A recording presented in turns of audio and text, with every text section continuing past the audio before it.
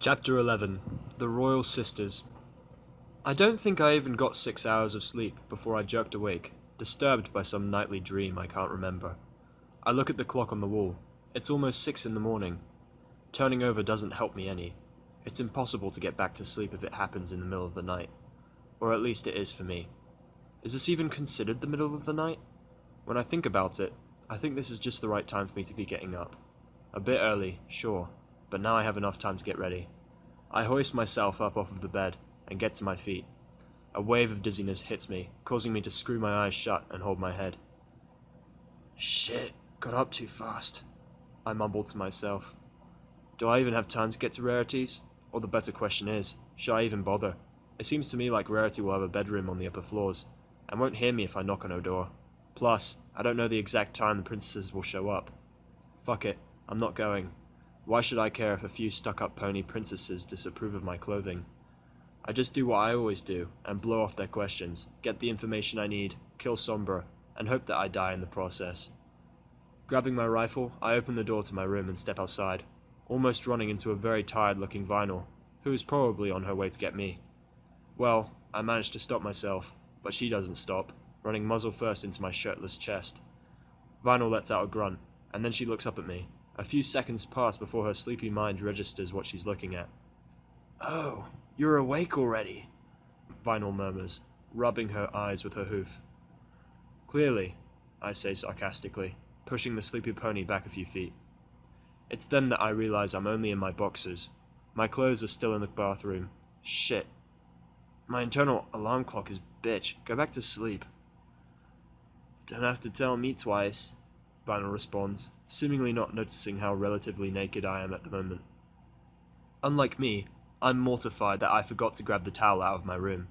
Thankfully these boxers are the longer and thicker kind, more like shorts rather than those flimsy pieces of shit that have the holes right over the crotch, so I don't have to worry about my dick hanging out. That would be awkward. Makes me wonder why they're making boxes like that in the first place. I watch Vinyl slowly plod back to her room, and then I proceed to the bathroom post-haste, shutting the door behind me. My shitty clothes are still hanging from the shower pole, ripped and torn as always. Upon touching them, I feel that they're all rigid from drying. Well, wearing them is going to be super uncomfortable. Let's just hope this meeting with the princesses goes by quickly, so I can get some new clothes. Several curses and chafe marks later, I'm dressed again and ready to go. No point in eating either, since it's not my food. I descend the stairs as quietly as possible, so as not to disturb my landlady. Well, technically I should call her a lamb pony or lamb mare, but those sound stupid. I walk out into the street, shivering a bit at the low temperature. Now, I've been to Twilight's house enough times to know where it is, so it only takes me a few minutes before I get there. A few of the lights are on in the tree, so I'm assuming Twilight got up around the same time I did. Good, that means she'll let me in out of the cold. My clothes aren't doing shit in the state they're in now. I knock on the door, only for the door to open almost a second later. Twilight is there, looking at me, as though she had woken up even earlier than me to freshen herself up. Her mane practically gleams in the light from inside. Twilight's face lights up with a smile when she sees me. Oh, you're early. I knew I could count on you. Come on in. The princesses should be here any minute. I walk past her wordlessly, still tired from having to wake up so early. I immediately sit down on the floor, my back against one of her bookshelves. Twilight giggles when she sees my condition. I can get you some coffee if you'd like, she offers. I give her an odd look. You have both tea and coffee? I ask, raising an eyebrow. This only serves to confuse Twilight. Yes? Why? Do you consider that odd? She replies, tilting her head. I groan and shake my head. That is so wrong, I mutter. Indeed, I know some people that would look down their noses at you for preferring one kind over the other. It seems really stupid now that I think about it. Yet, another reason why the human race is fucking useless. No thanks. I find that caffeine actually makes things worse in the long run. Okay. Also, I've been meaning to ask, have you paid a visit to Rarity yet? She should be willing to make you some new outfits. Twilight changes the subject, while proceeding to pick up a few books on the center table and returning them to their correct spots on the shelves.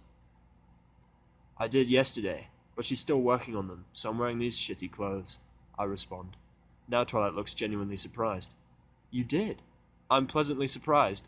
I'd have thought you'd have refused to let her make anything for you, knowing how you are. What changed your mind? She questions. Okay, she's the second one to say that. Knowing how you are. That makes me annoyed. Look, Don't give me a shit about it. I did it for my own reasons that I don't feel inclined to share with you. I snap at her. Twilight's ears fall back, flinching at my tone. I'm sorry, I didn't mean to offend you, I was just curious. She apologizes. Huh, it's interesting. Usually if I snap at someone, their first response is to act defensive, even if they're wrong. Here though, all the ponies seem to just get depressed. I don't understand it at all. Secondly, you don't know how I am. You've known me for what, 3 days? That's nowhere near enough time for you to know me. I continue, rising to my feet. Twilight takes a few steps back. Thirdly, I don't intend for you to know me, so get that idea out of your head right now. Look, Seth, please, calm down. I didn't mean anything by what I said. I was just making conversation. Twilight pleads with me, visibly intimidated by my angry expression. You're right, I don't know you as well as I'd like, but you're not exactly making it easy for me either. Good, don't get attached to me. All your friendship will do is hold me back. I grunt. I noticed the moment I said that last sentence that Twilight now looks as if I'd slapped her, but it's something that had to be said. I don't want anything holding me back when I go to fight Sombra. Seth, what makes you like this? Why won't you let any pony get close? Twilight asks softly, causing me to rub my forehead in exasperation. If I didn't tell you the first time you asked, why would I tell you now? I point out bitterly. Twilight lowers her head. Because if you don't tell any pony, we can't help you get better. She answers me timidly. That just makes me angrier. Get better? You say that like I have a disease that needs curing. Fuck you, I growl. That's not what I meant. You should know by now how lonely it gets when she begins, but then she cuts off suddenly, lifting her head and looking around. The princesses are here. Finally, I say, glad to be done with this conversation. Twilight is starting to get on my nerves now. Twilight spares me one last sad look, and then she opens the door of the library, gesturing for me to follow. Wonderful. We're back out in the cold again. I take a quick look around, noticing nothing out of the ordinary. So where are these princesses? Are you sure they're here? I question skeptically. Twilight nods emphatically. I felt them. Chances are they'll be coming from the air, Twilight explains, pointing a hoof at the skyline opposite the front door of the house. I follow her hoof, and sure enough, something is approaching from over the town.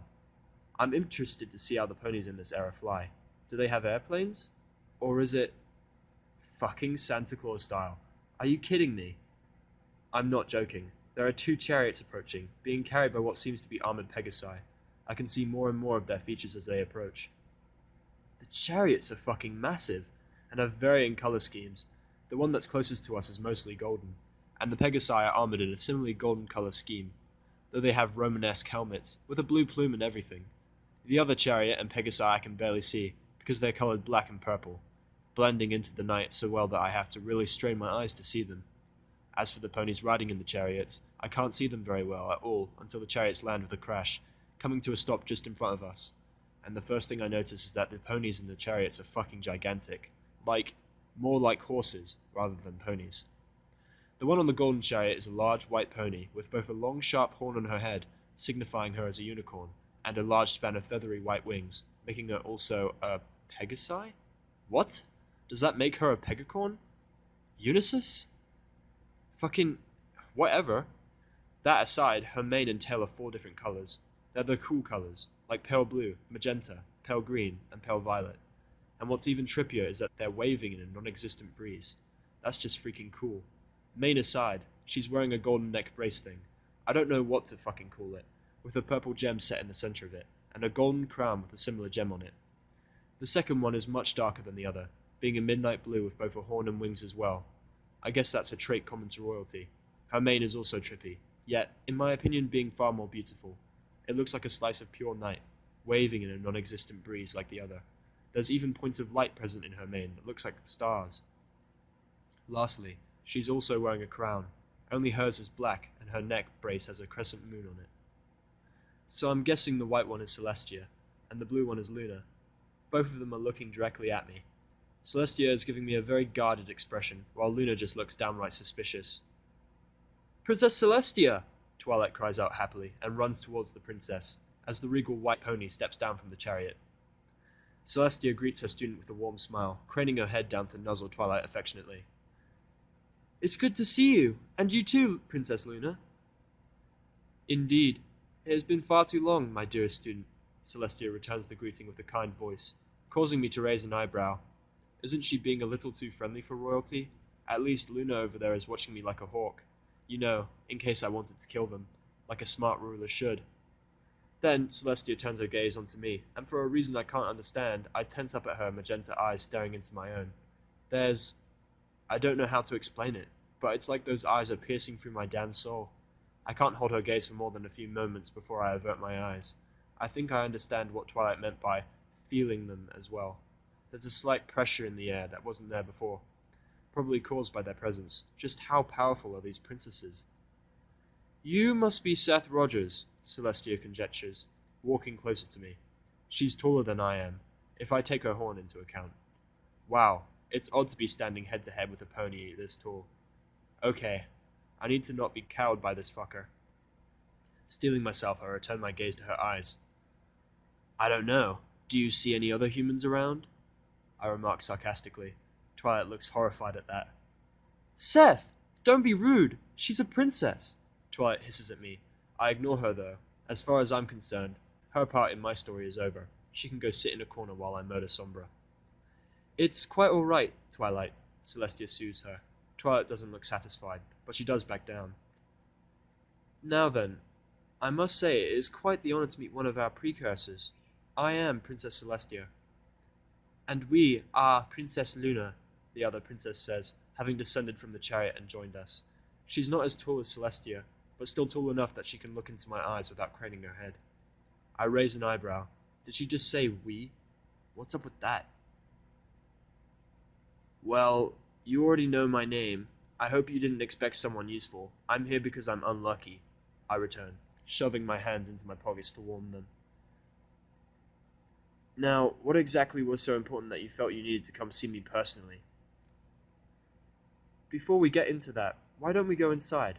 Celestia suggests sensibly, and I find myself nodding in agreement. It's freezing out here. Twilight.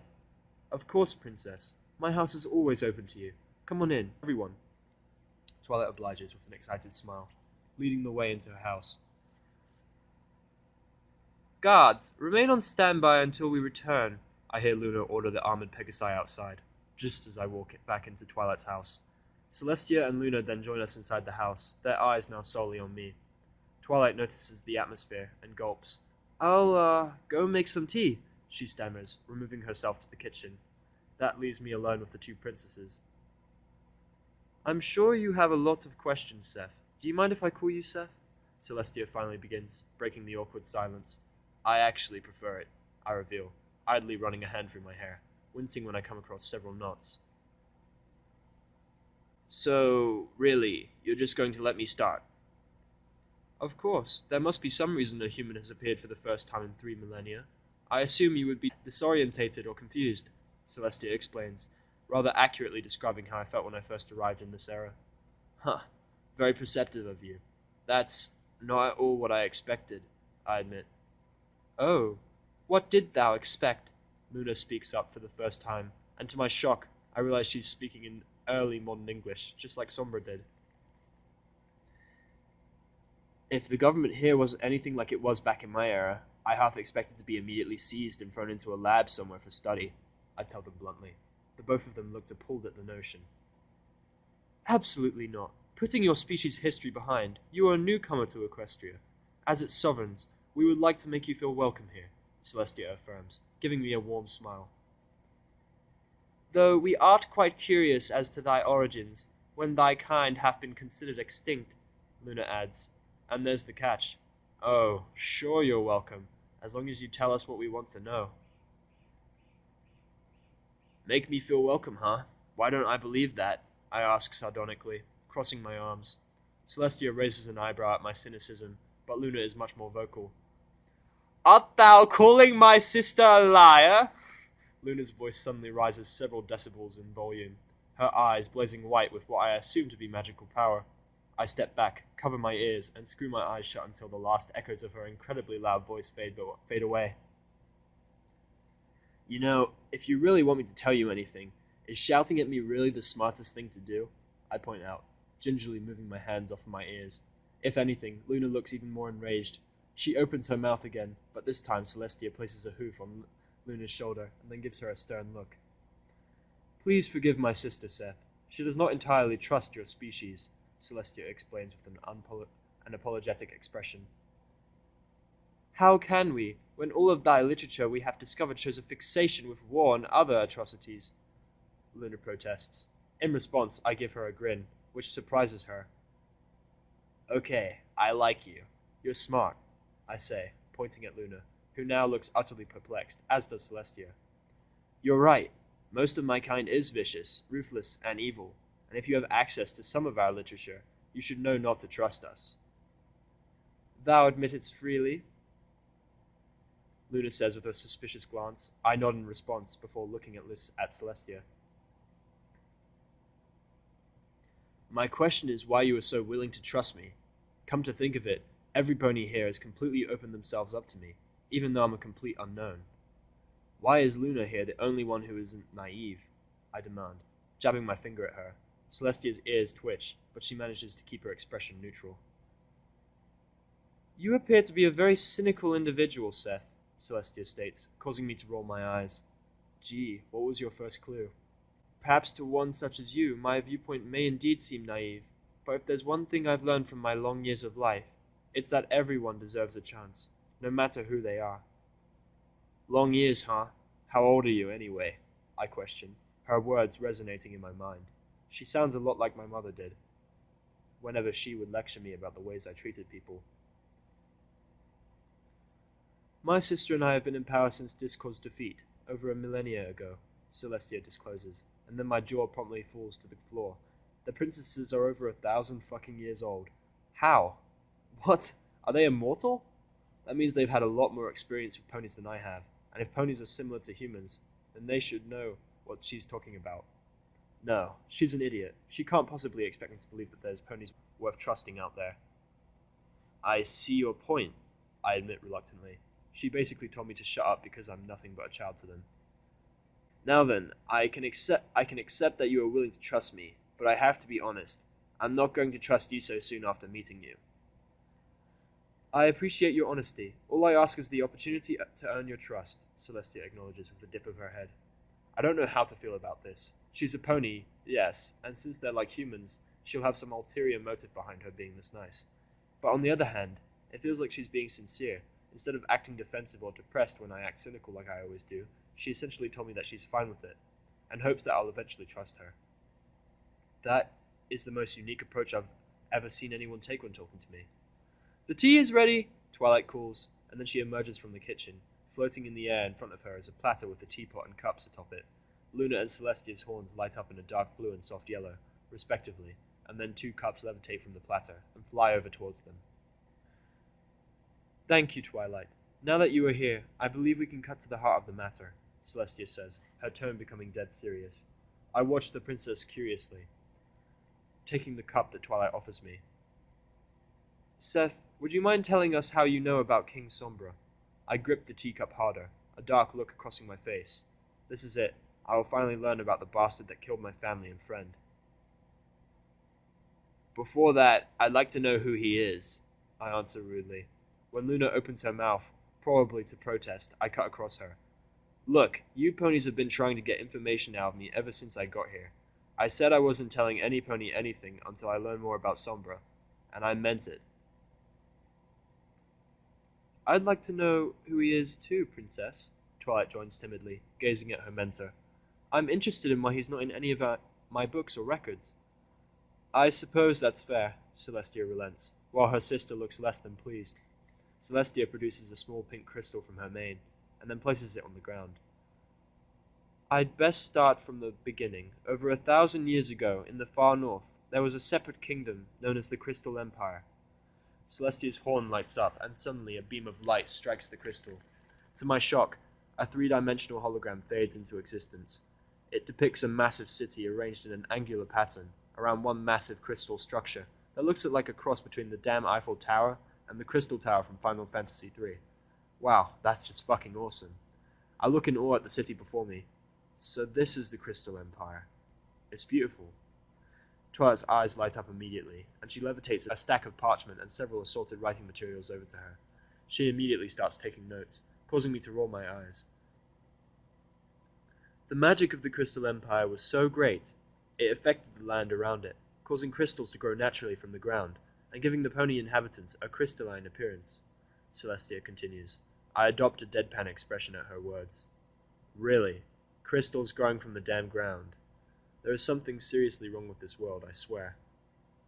Not only that, but the magic of the Crystal Heart, the embodiment of the hope and love of the citizens, was strong enough to blanket all of Equestria in these traits. As I watch, the hologram zooms into the bottom of the tower, making me feel like I'm actually there. In the middle of the clearing beneath the tower, there's a glowing heart carved from crystal slowly spinning in its crystal apparatus. Geez, everything in this place is made of fucking crystal. The Crystal Empire enjoyed a peaceful prosperity, trading crystals with neighboring countries in turn for the resources they did not have. This all came to an end, however, when Sombra first appeared. The hologram pans away from the Crystal Heart, flying across the entire city in the space of a few seconds, until at last it rests upon a cliff top on the outskirts of town. There is the dark figure standing there, and as the hologram draws closer, I recognize him immediately. That's him, I gasp. There's no way I forget him. Sombra stands atop the cliff, garbed in that same iron breastplate and red cloak, along with that crown that held back his wild black hair. There was only one difference between this Sombra and the one I'd seen. He's a pony here, a unicorn as well, if that vicious-looking reddish horn is anything to go by. He looks the very essence of evil, a wolfish grin stretched across his face. Holy shit. Behind Sombra is a giant fucking army of what looks like undead. I'm not wrong. Even Twilight is gasping at the terrific sight. There's a lot of skeletal ponies out there, along with a few relatively fresh-looking ponies that are probably the necromancers. Sombra's lust for power, as well as his grudge against the royal family of the Crystal Empire, caused him to invade the Empire with all of his might. He was too strong for any pony to stop him, so it wasn't long before Sombra had seized control, proclaiming himself king, Celestia details, changing the hologram yet again, only this time there's a huge difference. The city is now fucking black. Like the crystals beforehand were all light blue and pink, but now they're black and grey. The tower looks like something out of Lord of the Rings, only minus the giant ass eye at the top. So Sombra is still in control of this place? I ask eagerly, already envisioning what I'd do to him. Celestia shakes her head solemnly. He is not, but before I explain that, I would like for you to detail your experience with him, Celestia expresses, allowing the hologram to dissipate. I shrug, watching the city fade away into thin air.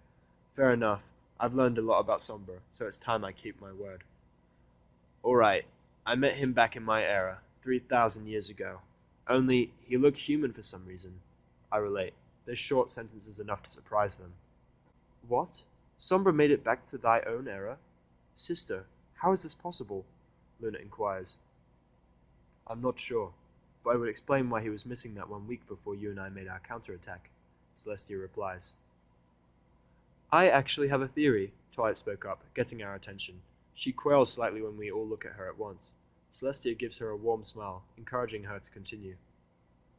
Well, from the information given, I can only assume that King Sombra must have seized control of Starswirl the Bearded's time travel and self-transformation spells. He then perfected them, allowing him to travel much further back in time than previously thought, and for a longer period of time, while transforming his body to fit in. I gape at Twilight. That actually makes a lot of sense. But that still doesn't explain how I got here, I point out.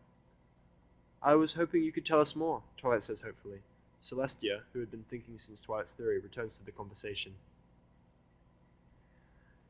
That is a matter of some concern, as those spells were locked tightly within the Starswirl the Bearded wing of the Canterlot Royal Library, Celestia recalls, looking towards Luna. Indeed. We do not believe Sombra could have infiltrated the castle so easily, the Night Princess concurs.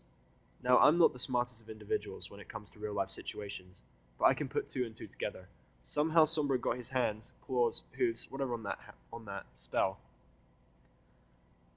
That means one of two things, I start. The other three look at me expectantly. Either your security sucked a lot more than you want to admit, or you had a traitor. Both of the princesses glanced at one another, looking visibly disturbed at that notion. Though I can't understand why. You're in charge of a country, it's obvious that someone's not going to like you. That is a matter for another time. For now, there is something that doesn't fit with Twilight's theory, Celestia finally says after that awkward silence. I notice that Twilight is actually nodding, as if she had expected her to say that. Even if he did acquire Star Swirl's spells, they're far from being efficient enough to facilitate time travel to a time longer than a week, much less 3 millennia, Celestia explains. That reminds me of what Twilight had said during one of our previous conversations. In addition, the self-transformation spell is heavily flawed, in that it is permanent, and if performed incorrectly, can kill the caster. Therefore, it stands to reason that Sombra found some way to improve or perfect these spells, if we assume that the spells were stolen in the first place, Luna completes. You see, this I can get into. These rulers are clearly very intelligent, and willing to work with me make sense of this whole situation. If I know more about Sombra, the higher my chances of killing him are. Possibly. I don't recall Sombra being the scholarly type, so I think it's unlikely that he created these spells from scratch. By that same logic, however, it's also a stretch to think that he could have improved upon Star Swirl's spells without help, Celestia asserts. Twilight is scribbling notes at an incredible pace to keep up with everything that's being said. Whether he had help or not, the fact remains that he did make himself a human, and come to my era. He was in my school, for God's sake, I say, changing the subject. While interesting, finding out how he came to my era doesn't change the fact that he did. Truly? What purpose did he approach thy school? Luna asks, quirking an eyebrow. Both Celestia and Twilight are looking at me with interest. Damn it, guess I better tell the full story. Your guess is as good as mine. All I know is what he said to me and what he did to my race, I say, shrugging. Let me give you the shortened version. I ran into Sombra in the stairwell of my school on a normal day. Literally, I ran into him. He was wearing some spell or another that he accidentally cast on me when I ran into him, and he was angry about it for a few moments before he decided I fit his criteria or whatever. Then he left, I passed out, and now I'm here. Tell me, do you know what happened to the human race? I ask in a deceivingly calm voice. Unfortunately, we do not. Despite our age, there was not much in the way of records left behind. There are many theories as to why the humans disappeared, Celestia replies, appearing uncertain as to where I'm going with this. My favorite is that the humans suffered from overpopulation, a theory which is supported by the presence of advanced technological constructs designed to promote health, such as the heart rate monitor that we use now. Twilight spoke up, seemingly oddly excited. She wasn't completely wrong. No doubt humanity would have had to face the desolation of our planet's resources had we lived a few decades more. As a result, humanity resorted to underground bunkers, some of which we discovered, and the historian Nora Page even theorized that some humans may have traveled into space. I did my best not to laugh at that. Yeah, there wouldn't have been any humans going to space. Our space exploration program had their funding pulled a while before this whole Sombra incident. As for underground bunkers, that makes a little sense. No doubt pockets of human resistance turtled up within these bunkers in an attempt to hold off the oppressed. Too bad it didn't work. Ludicrous! The night skies are under my command, and there are no humans living among the stars, Luna says with a scoff. I raise an eyebrow at that. The night skies are under your command? The fuck does that mean? Luna's right. There was no space travel, I affirm. I don't miss the slight look of disappointment cross Twilight's face. The overpopulation theory is also wrong. Can you tell us what did happen? Celestia asks softly. From the way she's looking at me, I think she knows what I'm about to say. They all died. Sombra murdered every single damn one of them, down to the last man, woman, and child, I growl. Twilight gasps in horror, while Luna raises a hoof to her mouth in shock. Celestia looks down with a sad expression. Turns out she had her suspicions after all. Now, idea now how through. She's also super old, so I'm guessing reading people comes with age. That's horrible, Twilight exclaims. A few moments later, she looks at me with a grim understanding in her eyes. Is that why you won't let any pony get close?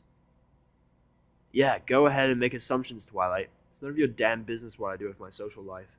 I growl at her, annoyed that she brought that up. Tell someone one small unrelated detail, and suddenly they think they have you all figured out.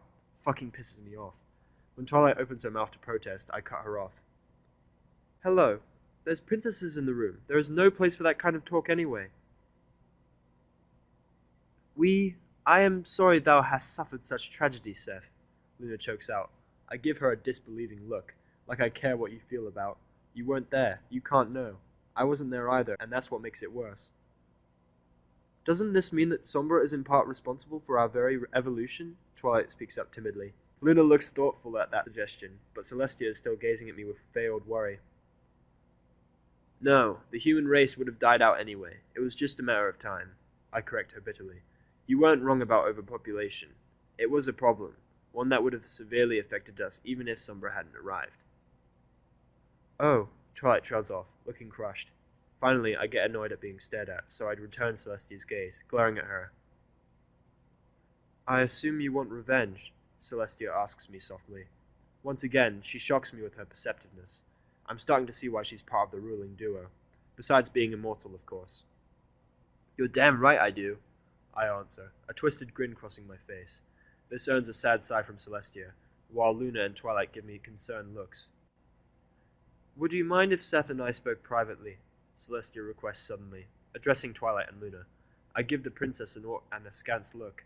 What could she possibly have to say that can't be said in front of her sister and student? Turns out I'm not the only one who thinks this is a bit odd. Sister? Luna asks curiously. This prompts Celestia to give her sister a long, calm look. Okay, we trust thee. Of course, princess. If you'd like, you can use my room upstairs, Twilight offers, deciding not to question it at all. How nice it must be to blindly trust someone like that. I see Celestia gesturing towards the staircase. Okay, I mutter, a bit concerned. Whatever, I'm sure it's important. Whatever it is, pony or not, she is royalty. I tramp up the stairs after her, feeling the eyes of Luna and Twilight following us until we pass out of view. I've never been in this portion of the house, and now that I think about it, I've never actually been in a girl's room. Not that I'd see Twilight as a girl, it's that she's female, and fuck it, why am I bothering to explain it? This is my own journal after all. If someone else is reading this, then fuck you with the house.